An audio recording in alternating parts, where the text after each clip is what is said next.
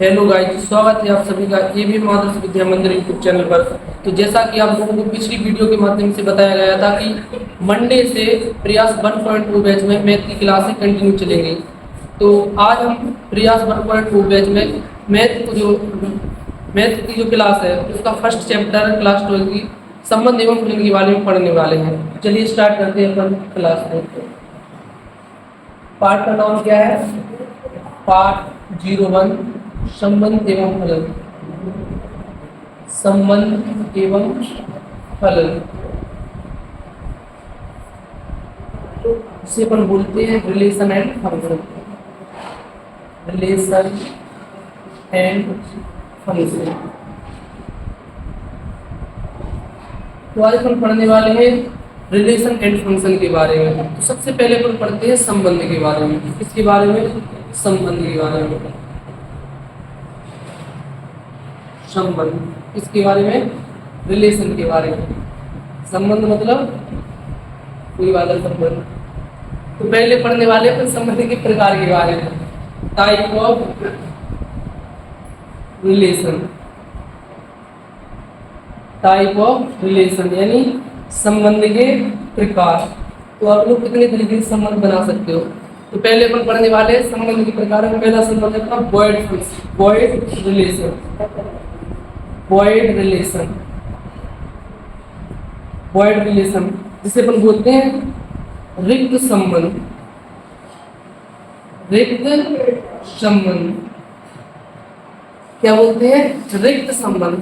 तो रिक्त संबंध की परिभाषा है एक ऐसा संबंध जो वास्तव में पॉसिबल ना हो। जैसे एक एग्जांपल के थ्रू अपन समझने की कोशिश करते हैं।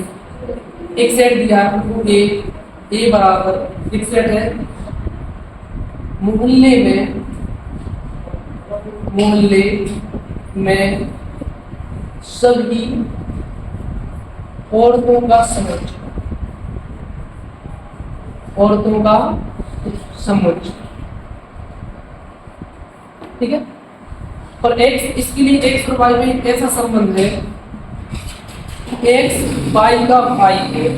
एक्स वाई का भाई है और इसके लिए प्रत्येक अवयव, इसके लिए प्रत्येक अवयव कौन से सेट से लेने? ए सेट से। तो जरा ध्यान से सोचिए कि एक्स वाई का भाई है और इसके लिए प्रत्येक अवयव किससे लेना है? समुच्चय से। क्या लड़कियों में कभी एक दूसरे की भाई हुई है? नहीं हुई है। अगर एक बोलता कि जैसे मान लो दो लड़कियों के नाम लिखते हैं, यहाँ पर लिखते हैं प्रतीक्षा और प्रतिभा, या कोई से भी दो नाम ले लो। अब जिस संबंध बोल रहा है कि प्रतीक्षा प्रतिभा का भाई है, क्या वास्तव में ऐसे पॉसिबल है? क्या लड़कियां आपस में कोई भाई नहीं? अगर ये बोलता कि प्रतीक्षा किसका है? प्रतिभा की बहन है, तब तो ये बात सच होती। लेकिन ये उल्टा बोल रहा है, तो क्या ये वास्तव में पॉसिबल है? नहीं है। तो अपन यहाँ पर लिख सकते हैं कि एक्स का वाई से संबंध नहीं है। इसी कारण ये कौन सा संबंध है? रिक्त संबंध है। कौन सा? रिक्त संबंध है। कौन सा संबंध है? रिक्त संबंध। चलिए दूसरे प्रकार की तरफ बढ़ते हैं। तो दूसरा प्रकार है वो तत्समक संबंध।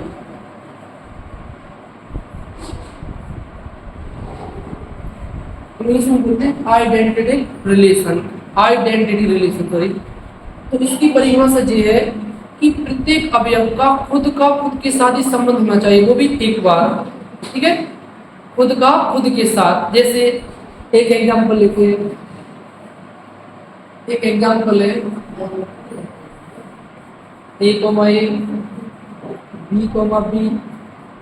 C, C।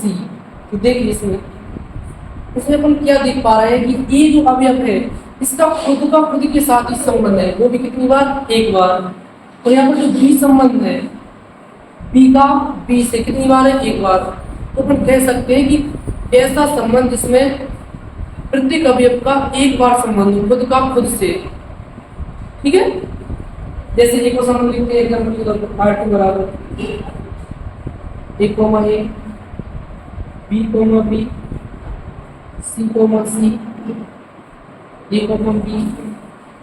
अब जरा इसको देखिए, क्या ये वास्तव में तत्सम संबंध हो सकता है? देखिए ए का ए के साथ है, ठीक है, खुद का खुद के साथ, इसका भी खुद का खुद के साथ, इसका भी खुद का खुद के साथ। लेकिन ए कोमा बी है, जी क्या कर रहा है यहाँ पर, परेशान कर रहा है हमको। क्यों? क्योंकि ए का बी के संबंध, ए का बी के साथ संबंध है, जबकि परिभाषा अपनी कहती है कि खुद के साथ ही संबंध होना चाहिए। तो ये क्या है? जे तत्सम संबंध नहीं है। और एक बात और मैं आपके लिए बता दूं जानकारी के लिए कि जो तत्समक संबंध है, तत्समक संबंध है वो कभी भी रिफ्लेक्सिव रिलेशन नहीं हो सकता। रिफ्लेक्सिव बोलते इसको स्वतुल्य संबंध नहीं हो सकता। ठीक है, नहीं हो सकता। कौन सा? जी, कौन सा? तत्समक संबंध कभी भी रिफ्लेक्सिव रिलेशन या स्वतंत्र संबंध नहीं हो सकता है। लेकिन जी सिमेट्रिक रिलेशन यानी सममित संबंध हो सकता है। सममित संबंध हो सकता है। और ट्रांजिटिव यानी संक्रामक संबंध भी हो सकता है। संक्रामक संबंध भी हो सकता है, हो सकता है। तो ये बात जो यहाँ पर लिखी है बहुत मोटी बात है, क्योंकि यहाँ से 2-3 में क्वेश्चन पूछा जा सकता है सही विकल्प में। ऐसा पूछा जा सकता है कि तत्समक संबंध है वो कौन सा संबंध नहीं हो सकता। ऑप्शन में मिला आपको मिलेगा स्वतंत्र संबंध, संक्रामक संबंध या सम्मित संबंध, या डी ऑप्शन होगा नन ऑफ दीज, मतलब इनमें से कोई नहीं। तो सही आंसर अपना कौन सा हुआ? स्वतंत्र संबंध इनमें से नहीं हो सकता है, जबकि ये दोनों संबंध हो सकता है। ठीक है, चलिए अपन आगे बढ़ते हैं। तो तीसरे नंबर का जो संबंध है उसका नाम है स्वतंत्र संबंध।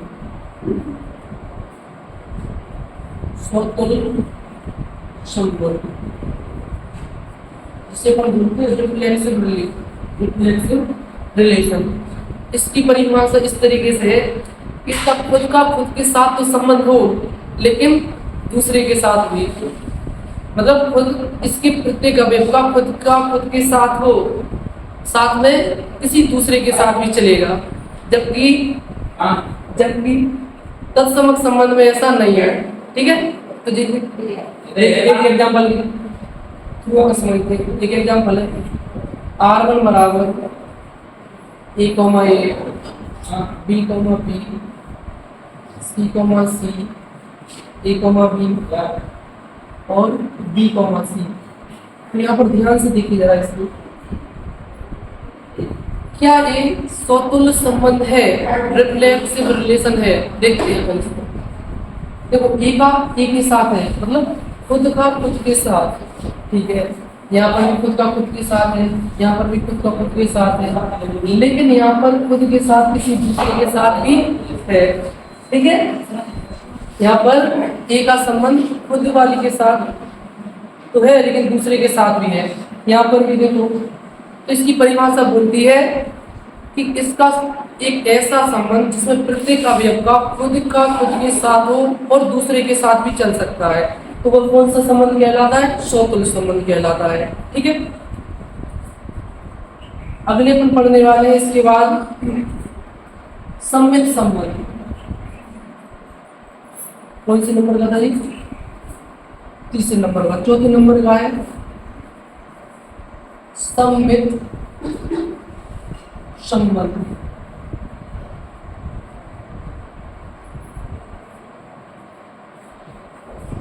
सम्मित संबंध की परिभाषा किस प्रकार से है? इसकी परिभाषा इस प्रकार से, यदि ए का संबंध बी से है तो बी का संबंध भी ए से होना चाहिए। ठीक है, अगर ए का संबंध बी से है तो बी का संबंध भी ए के साथ होना चाहिए। जैसे एक एग्जांपल है, एक संबंध दिया है आपको ये वाला, ए, बी ए कॉमा ए और बी कॉमा ए। क्या है, इसको जरा ध्यान से देखिए, क्या है, सिमेट्रिक रिलेशन है, यानी सममित संबंध है। देखो खुद का खुद के साथ ठीक है, अगर ए का बी के साथ है तो बी का ए के साथ में होना चाहिए। ए का ए के साथ है तो इसका भी इसके साथ है। तो एक ऐसा संबंध जिसमें प्रत्येक अवयव का एक दूसरे से संबंध है, तो दूसरे का पहले से संबंध भी होना चाहिए। तो सब एक बार अपन जो आज पढ़ा है उसको रिकॉल कर लेते हैं, रिवाइज कर लेते हैं। सबसे पहले अपन ने क्या पढ़ा, संबंध के बारे में, संबंध के प्रकार पढ़े। संबंध के प्रकार में अपना पहला प्रकार कौन सा पढ़ा, वॉइड रिलेशन, यानी रिक्त संबंध। रिक्त संबंध की परिभाषा थी एक ऐसा संबंध जो वास्तव में पॉसिबल ना हो। जैसे एक सेट दिया था अपन को, मोहल्ले में सभी औरतों का समुच्चय। लेकिन एक्स का वाई से क्या संबंध था कि एक्स वाई का भाई है, इसके लिए प्रत्येक अवयव अपन को समुच्चय ए से लेना है। अच्छा जरा खुद भी सोचिए, क्या लड़की लड़की का भी भाई हुई है? नहीं। तो ये संबंध कैसा पूरा था, झूठ वन से, इसलिए ये कौन सा संबंध नहीं था, वॉइड फंक्शन नहीं था, सॉरी वॉइड फंक्शन था, क्योंकि इसकी परिभाषा ये है। इसके बाद अपन ने कौन सा संबंध पढ़ा, तत्समक संबंध। तत्समक संबंध की परिभाषा थी कि खुद वाली का खुद के साथ किसी दूसरे के साथ नहीं, ठीक है। तो देखिए इसके लिए एक एग्जांपल देते हैं। एक रिलेशन है ए सेट ए बी सी और एक बी के साथ इसका संबंध है ए बी सी। तो देखिए मतलब इसका मतलब है ए वाली का ए के साथ, ऐसा नहीं कि ए का बी के साथ नहीं चले। अगर एक ए का बी के साथ चले तो वो संभव नहीं है। तो वो कौन सा संबंध नहीं हुआ, तत्समक। कौन सा संबंध नहीं हुआ, तत्समक, ठीक है, खुद वाली का खुद के साथ, ठीक है। इसके बाद अपन बढ़ते हैं कौन सा संबंध किया, तत्समक संबंध किया। हाँ अच्छा, तत्समक संबंध के बारे में आपके लिए जानकारी लें तो स्वतंत्र संबंध नहीं होता, बाकी सम्मिलित और संक्रामक होता है, ठीक है। तो ओटी में पूछा जा सकता है। इसके बाद अपन पढ़ने वाले स्वतुल्य संबंध। स्वतुल्य संबंध की परिभाषा थी एक ऐसा संबंध जिसमें प्रत्येक अवयव का खुद के साथ में रिलेशन हो और दूसरे के साथ में रिलेशन हो। जैसे ये एग्जांपल था, इसके थ्रू अपन ने कौन सा समझा, स्वतुल्य संबंध समझा। इसके बाद सिमेट्रिक रिलेशन यानी सममित संबंध। तो आज की क्लास में इतना ही। कल अपन पढ़ेंगे संक्रामक संबंध के बारे में और तुल्यता संबंध के बारे में।